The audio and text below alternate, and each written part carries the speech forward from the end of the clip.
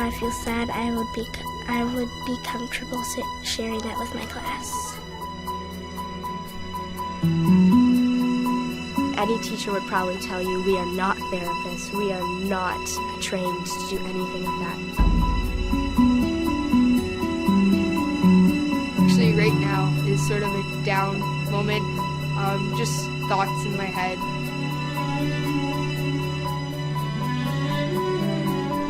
Maybe some other friends are going to make you feel high. Teachers like Ms. Shantz, who create classroom meetings and give kids the opportunity to share their personal lives when there's those signs that say this child seems a little bit withdrawn or there's been a change in their behavior. Maybe I need to spend a little more time with this child. And that's really what setting an environment in a classroom of a safe environment is able to do.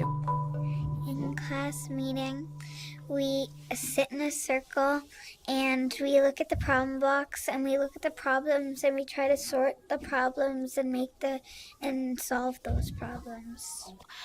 It's very simple. Often it only takes 2 to 3 minutes. It's physically where we sit in a circle on our carpet and the students hold a squishy in their hands, and the rule is the only person that's allowed to talk is the person with the squishy.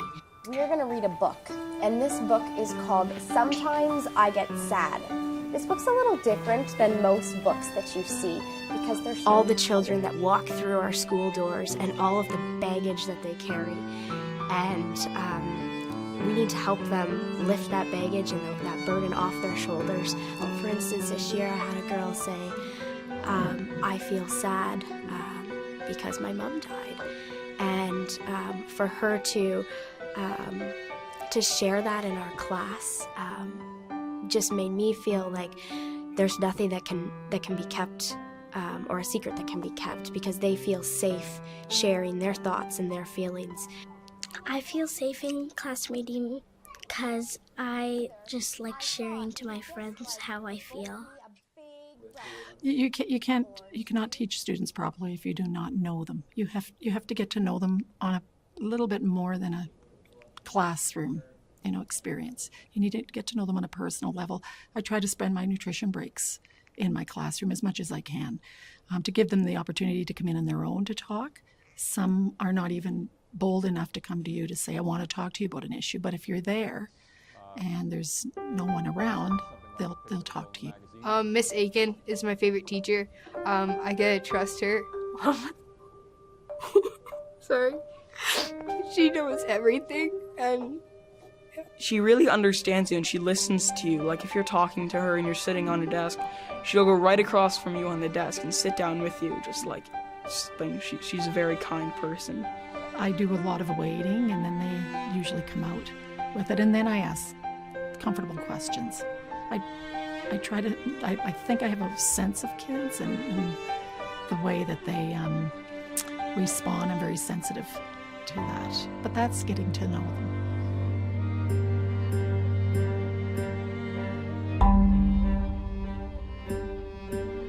We want to teach them to be able to recognize those signs and symptoms.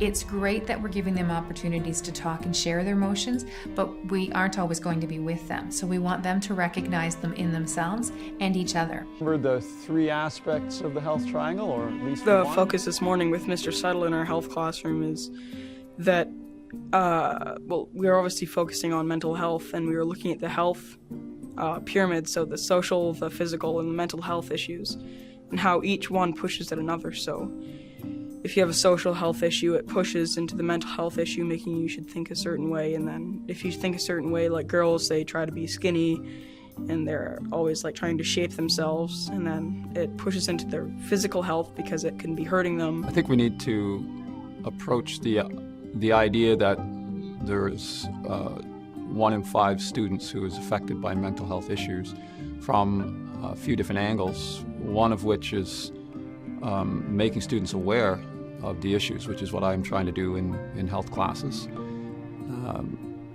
educating them about ways in which they could solve the problems themselves, and offering them possible solutions to the problems, such as talking to other people or, in fact, seeking professional help. Often we hear from teachers, and we often hear about the kids who struggle with behavior. They're being suspended, or they're getting into fights. But you need to be equally as concerned about those really quiet, withdrawn kids. Those kids who kind of just stay in the corner. They give up easily. They tend to be the kids who are anxious. They're quiet. They could be easily emotional. The dark days started to become longer, and no real reason for it, sometimes no real trigger.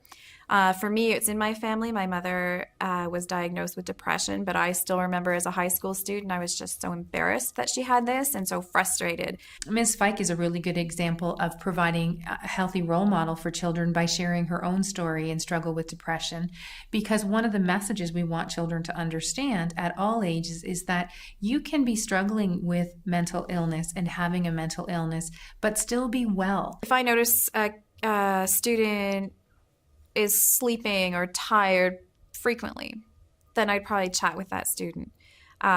We tend to get upset as teachers, and that's fair enough, but sometimes there are underlying physical reasons or other reasons. If a student is belligerent and rude to me or to other classmates, there could be something else going on.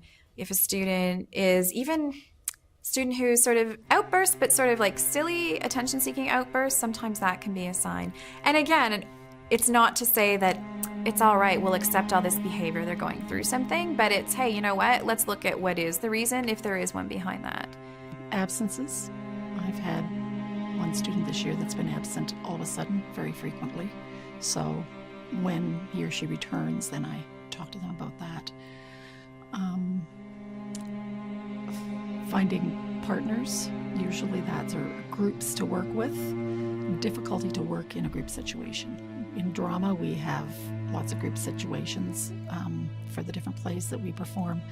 And if that's been going okay, and then all of a sudden in the middle of the year they can't get along with the other students in their group, that's an indication to me that something's going wrong at somewhere else in their life.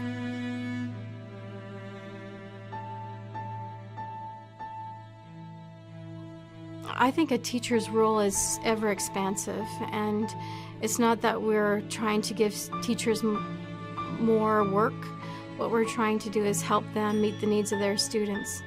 On my first day, if a teacher came up to me and wanted to know what's up with my life, I would love that teacher. Like, that would be my favorite teacher, so that she or he can understand where I'm coming from if I don't get my homework done. Mental wellness is critical in terms of making sure that we can get to the learning. Without mental wellness, it's so hard for students to learn. So it's the number one issue that all educators face, and it's the number one issue that educators really appreciate knowing more about, so that they can support their students, so that they can move to learning as well. I do a lot of work in grade 2 that I hope eventually students will carry with them in their back pocket, so when they get to grade 7 or grade 8, they can pull them out of their pocket and say, hey, I remember that when Miss Shantz told me if we feel sad all the time, that I should probably talk to somebody. A lot of the time we focus on how much curriculum should be taught, what students should learn, but I think we miss the fact that students will learn better and be healthy mentally in a more fun environment. And I would like that to be more of a focus for schools, make school fun. The other thing I have in my classroom is a mailbox with a lock on it that I have the key to. So at any time in the year, if they have problems, they can, write me a note and place it in the mailbox. And I check that on a regular basis. So that's been so successful in my years with grade 8. Collaboration is critical when meeting the needs of kids. And one of the ways that we collaborate best is through our school-based team and through our multidiscipline team.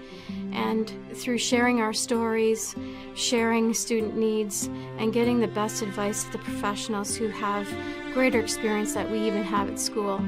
And that makes a huge difference to meeting those students' needs, and it helps raise our skill level as educators so that we can meet those students' needs.